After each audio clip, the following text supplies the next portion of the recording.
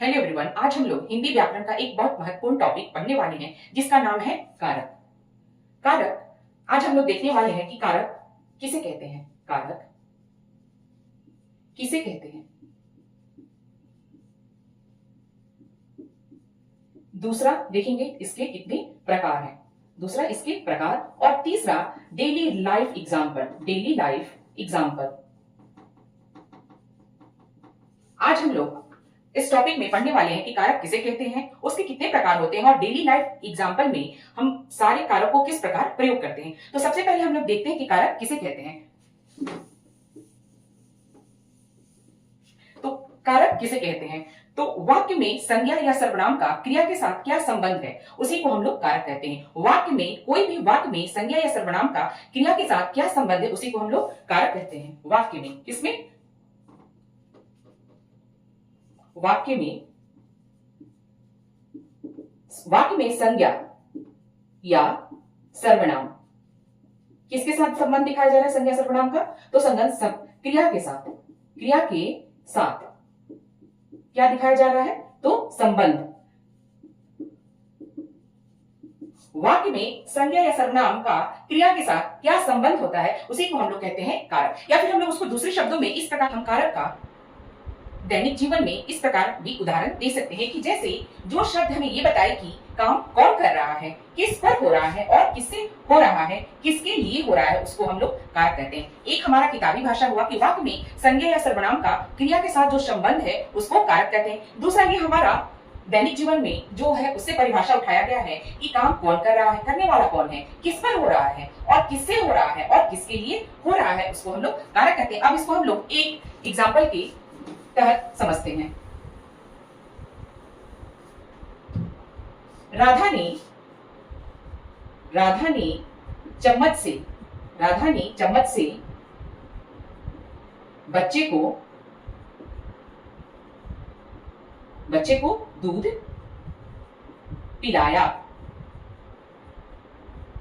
राधा ने बच्चे को चम्मच से दूध पिलाया। अब हम लोग देखते हैं कि इसमें कारक की कौन कौन सी विभक्तियां उपयोग की गई हैं और एग्जाम्पल दिया कारक का कि काम कौन कर रहा है, किस पर हो रहा है, किसके लिए हो रहा है और किससे हो रहा है। इस एग्जाम्पल को हम इस उदाहरण के जरिए समझाना चाहेंगे कि राधा ने चम्मच से बच्चे को दूध पिलाया। किसने, राधा ने चम्मच से बच्चे को दूध पिलाया। तो जो ये राधा है वो करता है, काम करने वाली है। चम्मच जो है करण है जिससे काम हुआ, किसके लिए काम, किससे काम हो रहा है, तो यहाँ चम्मच से काम हो रहा है। बच्चा वो संप्रदान है जिसके लिए काम हो रहा है, किसके लिए काम हो रहा है, तो बच्चा के लिए काम हो रहा है। और दूध पिलाना कर्म है जिस पर काम हुआ, जिस पर काम हो रहा है वो दूध है। तो यहाँ राधा कर्ता, चम्मच करण, बच्चा संप्रदान और दूध एक कर्म है। जो हम लोग देखते हैं कि कारक के कितने भेद होते हैं। अब हम लोग कारक के भेद पर चलते हैं।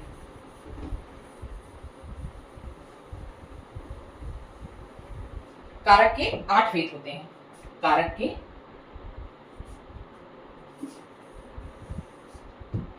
के टोटल 8 भेद होते हैं।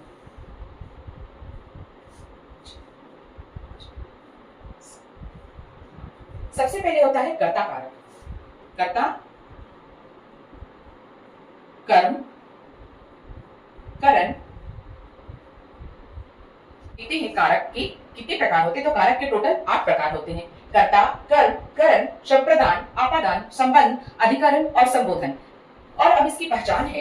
कर्ता का पहचान है, कर्ता ने कर्म को करण से, संप्रदान को के लिए, आपादान से, यहां अलगाव, संबंध का के की, अधिकरण ने पर, संबोधन हे अरे। इसके लास्ट में विस्मयादि बोधक चिन्ह लगेगा। तो हम लोग देखते हैं कि कारक के 8 भेद होते हैं। कर्ता, कर्म, करण, संप्रदान, आपादान, संबंध, अधिकरण और संबोधन। और सबका ये पहचान है, ये उसका चिन्ह है। कर्ता ने कर्म को करण से, संप्रदान को के लिए, आपादान से, संबंध का के की, अधिकरण में पर, संबोधन हे अरे। अब हम लोग देखते हैं हर एक कारक को हम लोग डेली लाइफ रूटीन से जोड़कर देखते हैं कि हमारे दैनिक जीवन में किस प्रकार प्रयोग होते हैं। तो चलिए अब हम लोग देखते हैं कि कर्ता किसे कहते हैं।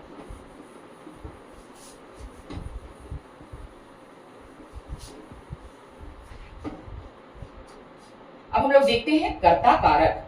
कर्ता कारक, कर्ता ने। कर्ता ने की कर्ता किसे कहते हैं, कर्ता कारक की पहचान क्या है, कर्ता कारक किसे कहते हैं और कर्ता कारक का हमारे डेली लाइफ में क्या प्रयोग होता है। तो कर्ता, कर्ता जिसकी विभक्ति है ने, कर्ता जिसकी विभक्ति है ने, जो काम करता है। कर्ता का डिफिनेशन हुआ जो काम करता है और इसकी विभक्ति हुई ने। जैसे डेली लाइफ एग्जांपल में हम लोग देख रहे हैं, शिक्षक ने पढ़ाया। किसने पढ़ाया, शिक्षक ने पढ़ाया। माँ ने रोटी बनाई, माँ ने रोटी बनाई। पापा ने दवा लाई। तो यहाँ कर्ता ये का चिन्ह ये हुआ, माँ ने रोटी बनाई, पापा ने दवा लाई। तो यहाँ कर्ता जो काम करता है और इसकी विभक्ति है ने, और उसका डेली लाइफ एग्जांपल ये हुआ, शिक्षक ने पढ़ाया, माँ ने रोटी बनाई, पापा ने दवा लाई, स्कूल शिक्षक ने हमें पढ़ाया। तो इस प्रकार अब हम लोग देखते हैं अगला कारक जिसको हम लोग बोलेंगे कर्म। अगला है हमारा कर्म कारक, कर्म।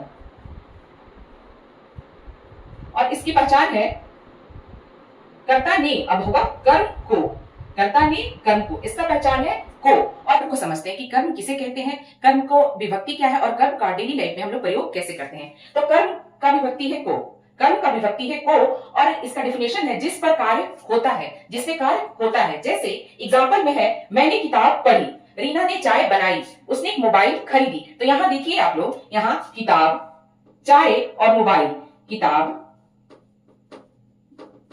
चाय और मोबाइल, ये तीनों हमारे कर्म को दर्शा रहे हैं। कौन कौन से, किताब, चाय, मोबाइल, इन पर क्या हुआ, कार्य हो रहा है। जिस पर कार्य हो, तो कार्य किस पर हो रहा है, किताब पर, चाय पर और मोबाइल पर। अगला हमारा डिफिनेशन है करण। करण, कर्ता ने कर्म को करण से, इसकी विभक्ति है से। कर्ता ने कर्म को करण से, इसकी विभक्ति है से। और इसका टॉपिक है हमारा करण।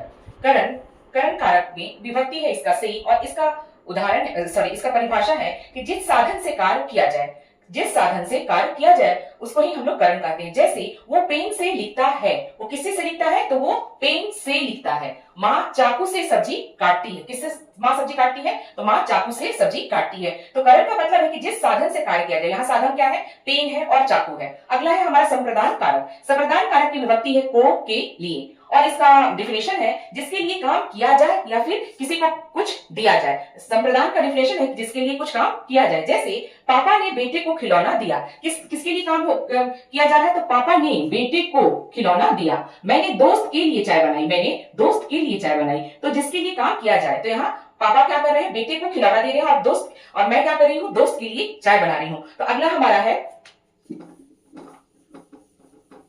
कारक किसे कहते हैं, संबंध कारक किसे कहते हैं, और अधिकरण कारक किसे कहते हैं। सब अपादान कारक की विभक्ति है से, जहां अलगाव या दूर होने का भाव हो। अपादान का विभक्ति है से, और इसका परिभाषा है जहां दूरी की बात हो, अलगाव की बात हो। जैसे पेड़ से फल गिरा, अब वो फल दोबारा उस पेड़ से नहीं होगा, यहाँ हमेशा हमेशा के लिए अलगाव हो गया। दूसरा है बच्चा स्कूल से आया, बच्चा कहां से आया, स्कूल से आया, इसका मतलब वो स्कूल से अलग हो गया, यहाँ अलगाव की बात होती है। अगला है हमारा संबंध कारक। अगला है हमारा संबंध कारक, और उसकी विभक्ति है का, के लिए, का, के लिए, सॉरी का, के, की। तो यहाँ संबंध कारक में है कि दो वस्तुओं और व्यक्तियों के बीच जो संबंध होता है उसी को हम लोग संबंध कारक करते हैं। उसको इस प्रकार हम लोग दैनिक जीवन में कैसे प्रयोग करते हैं, तो इसको, ये राहुल की किताब है, किससे संबंध हो रहा है राहुल का, तो किताब से। ये राहुल की किताब है, ये मेरी माँ का फोन है। यहाँ क्या हो रहा है, किसकी फोन है, तो ये मेरी माँ की फोन है। यहाँ संबंध कारक की विभक्ति है का, के, की, और यहाँ दो वस्तुओं और व्यक्तियों के बीच संबंध को जोड़ते हैं। अगला है हमारा अधिकरण। अधिकरण की विभक्ति है में और पर, जिस स्थान या आधार पर कार्य हो रहा है, किस स्थान पे या आधार पे कार्य हो रहा है उसको हम लोग अधिकरण कारक कहते हैं, और इसकी विभक्ति होती है में और पर। इसको हम लोग एग्जाम्पल के तहत देखते हैं कि बच्चा कमरे में पढ़ रहा है। कहाँ पढ़ रहा है बच्चा, किस स्थान पर पढ़ रहा है, तो कमरे में पढ़ रहा है। स्थान या आधार पर कार्य, तो कौन सा स्थान है, तो कमरे में। किताब मेज पर रखी, किताब कहाँ रखी है, कौन सा आधार है, स्थान है मेज पर। तो हम लोग ये देखते हैं अपादान, संबंध और अधिकरण में एक जगह अलगाव, दूसरी जगह संबंध, और तीसरी जगह आधार की बात हो रही है। और अब अगला टॉपिक है हमारा संबोधन।